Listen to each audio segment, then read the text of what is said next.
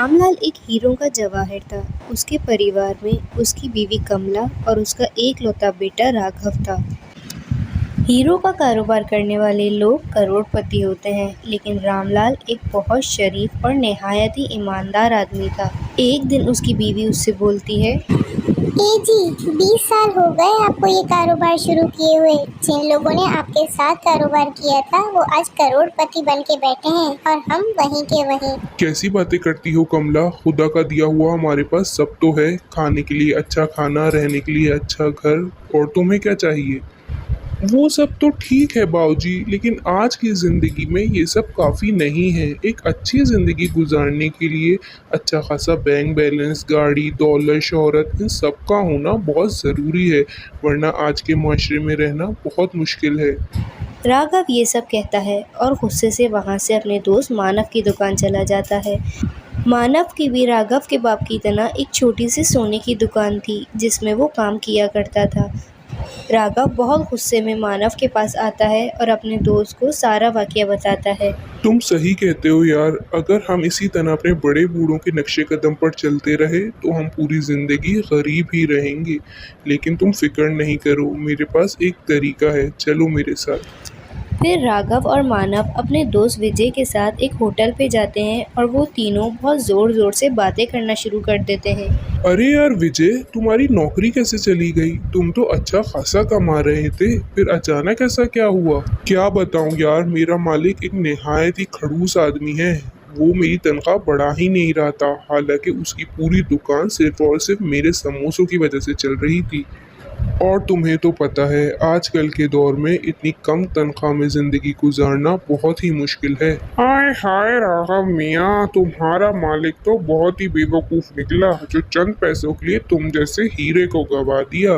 तुम्हें तो 30-32 किस्म के समोसे बनाने आते हैं, और तुम्हारे मैगी समोसा, आ हा, उसकी तो क्या ही बात है। अगर तुम्हारे मालिक की जगह मैं होता तो दुगनी तिगनी कीमत भी देता, लेकिन तुम्हें नौकरी से कभी नहीं जाने देता। पास खड़ा दुकान का ओनर ये सारी बातें सुनता है और फौरन मौके का फ़ायदा उठा के उनके पास जाता है और उनसे कहता है, बुरा मत मानिएगा, मैंने आप तीनों की बातें सुनी। अगर आप लोग इजाज़त दें तो मैं विजय को अपनी दुकान पे काम पे रखना चाहूँगा। इस तरह विजय की वहाँ पे नौकरी हो जाती है।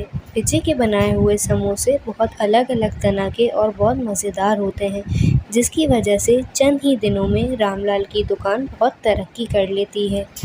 एक दिन मानव और राघव एक मैगी का पैकेट लेके उस होटल पे आते हैं। अरे आइए आइए, आप दोनों तो वही है ना जिसने विजय को मेरी दुकान पे लगाया है। उसकी वजह से हमारी दुकान दिन रात तरक्की कर रही है। जी दरअसल हम ये मैगी लेकर आए थे, ये आप विजय को दे दें, उससे बोलें हमें इसके समोसे बनाकर दे दे, हमें उसके समोसे बहुत ही पसंद हैं। जी जी बिल्कुल, मैं अभी विजय को बोलता हूँ। रामलाल विजय को वो मैगी लाकर देता है और विजय उस मैगी के समोसे बना देता है और पार्सल कर कर अपने दोनों दोस्तों को दे देता है। वो दोनों समोसे का पार्सल लेकर चले जाते हैं।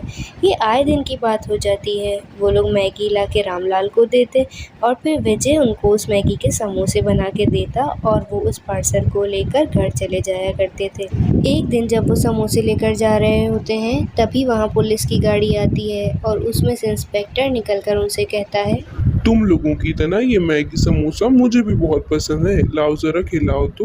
फिर इंस्पेक्टर उनसे वो पार्सल लेता है और उसमें से समोसा निकाल कर उसको खोल के देखता है तो उसमें सोने का सिक्का निकलता है।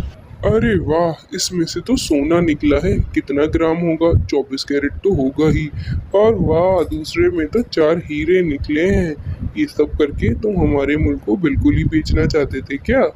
सर, हमने ये समोसे मदन जी की दुकान से लिए हैं। आप हमसे इन्वेस्टिगेशन करने के बजाय उनसे जाके पूछिए, हम वहीं से ये समोसे लाते हैं। मुझे बेवकूफ़ समझ रहे हो क्या। सेंटर में ये पार्सल तुम लोगों का दुबई शेख को ले जाके देना और उसका पैसों से भरा ब्रीफकेस तुम्हें देना, मुझे सब कुछ पता है।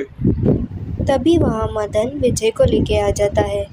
कमाल है डीएसपी साहब, रिटायर होने के बावजूद भी आपकी आंखें, नाक, कान, दिल सभी क्रिमिनल का पीछा नहीं छोड़ते। मारे को तो इंस्पेक्टर जी इन पे शुरू से ही शक था। जिस दिन ये पहली दफ़ा मेरे होटल में आए थे और अजीबोगरीब कहानियाँ गढ़ रहे थे। सिर्फ देर थी तो इस बात की कि इन लोगों को सबूत के हाथ रंगे हाथों पकड़ा जाए। अब आप इनको लेके जाओ और कड़ी से कड़ी सज़ा देना इन तीनों को। आप फिक्र ही ना करें, इन तीनों को तो ऐसी सज़ा मिलेगी कि ज़िंदगी भर याद रखेंगे। फिर इंस्पेक्टर उन तीनों को हथकड़ी पहनाकर ले जाता है और उन तीनों को उनके किए की सज़ा भरपूर मिलती है।